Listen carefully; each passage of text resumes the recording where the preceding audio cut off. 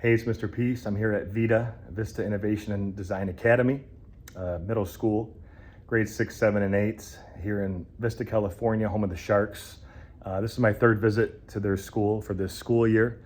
And today's focus right here in the hub in the library, we had the presentation that was called Cross the Line. It's a very new one in my series, and it's a very powerful one, a memorable one.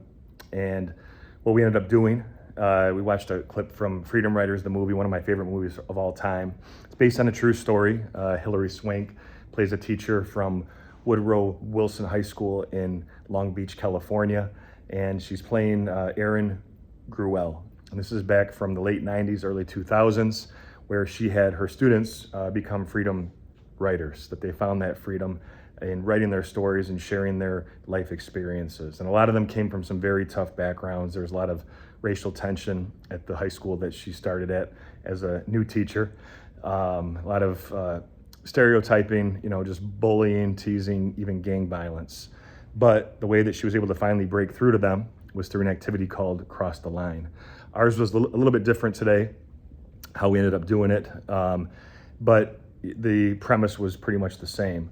And what it entailed was asking the students, and the staff participated as well, which was awesome, because when our adults can get vulnerable, the students usually follow, right?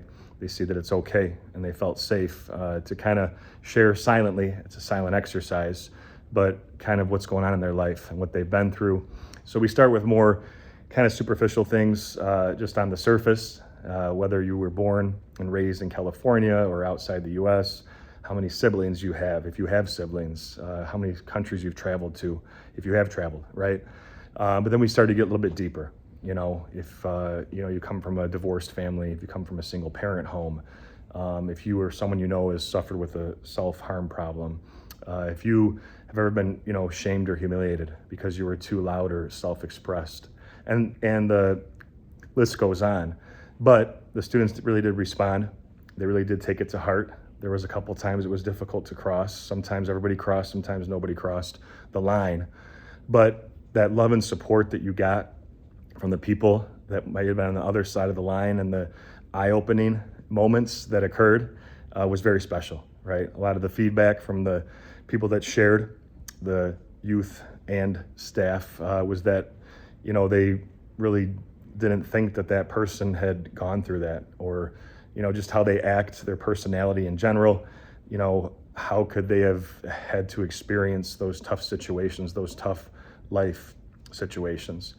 And so to have the heart element with this challenge by choice activity was very, very important, for them to hopefully get to know each other a little bit better, see that we're more similar than we are different, that yes, sometimes we are more different than we are similar, but we can still come together in that common ground support system where we're a family, where we try to lift one another up, that we rise by lifting others.